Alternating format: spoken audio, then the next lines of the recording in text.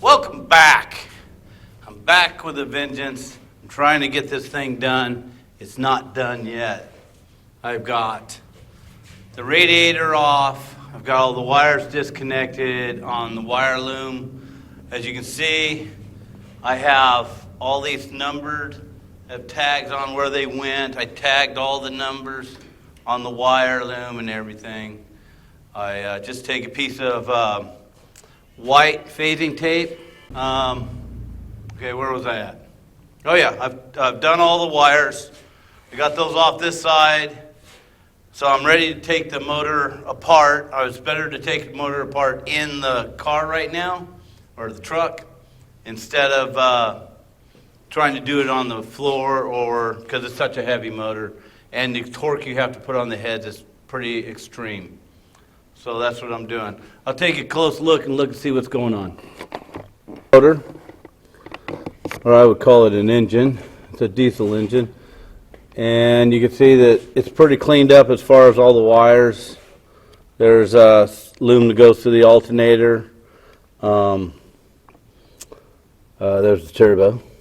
Turbo, baby. Okay, and then we got this side where I've just got it folded over because I think I can get to most of the stuff. I got to take off one little piece of wire there, not a big deal. I'm going to take off the shifter. I've got the doors off, the International. They're right here, kind of lined up where they're going to be.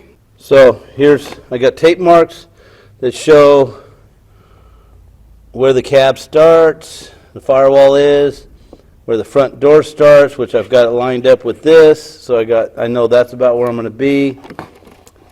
Here's where I got to be on the front to put the radiator in and the grill on and all that stuff. As you can see, the motor is way farther out than that. I've estimated that it's going to be 8 inches. You gotta go, how are you doing? And so bringing it back 8 inches is going to be kind of difficult. Now these mounts might be a little high because I'm going to have a cushion on them. So I'm probably going to have to cut these right about there and then section them down and bring them down and re-weld them. And then I'll have to make new mounts right here to come up and reach the same part. Now, when I was going to do this, I wasn't thinking it was going to be that big of a deal, but this is a big deal. And if you're planning on doing something like this, think twice, because it's really not that much fun at this stage. It's fun taking it apart, getting the cab off. That's pretty cool. But messing with this frame and everything, not as much fun. Right here, you can see that. These are the screws that hold on the back hinges. This steel is, I'm not sure what kind of steel it is, but it's really hardened, and it sucks in there tight on the hinges. Actually, it was only able to unscrew 5 of them, and the other 7 I had to drill through, which you see the evidence of that on the seat. I had to drill through and get off. Now, all the bolts are coming loose on this. The dog always thinks it's time to go somewhere. And so I'm getting the bolts all loose on the front end to drop it off.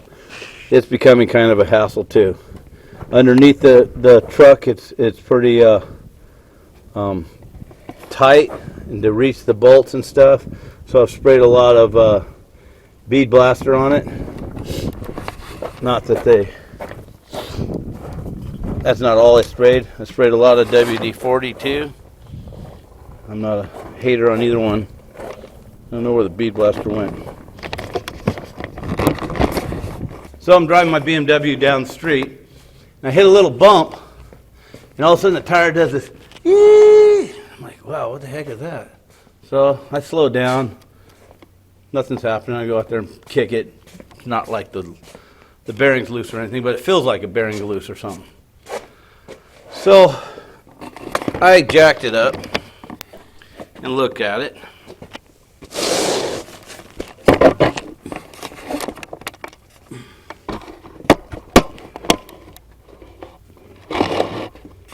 And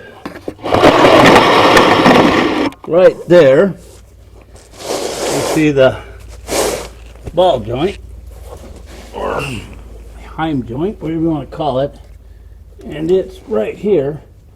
Well, this is the nut fell off the top of it. So this part right here has to be replaced. I'm not sure what the nut looks like underneath it, but I'm probably going to have to fix that. So that's another project I just put in my garage. I got another frame coming over today. S10 frame. The guy came by and asked me if I wanted to buy it. I said, why, sure, why not?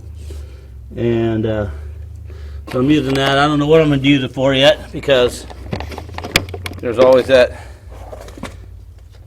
possibility with all the bodies I got laying around. I think the guy's over delivering it now. So in conclusion, I'm not sure what I bit off, but it's going to be fun. Hopefully it'll turn out pretty cool.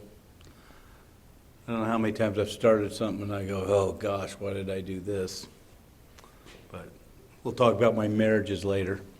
But yeah, we'll get this thing done. It'll come out good and everything will be fine. Until then, talk to you later. Bye.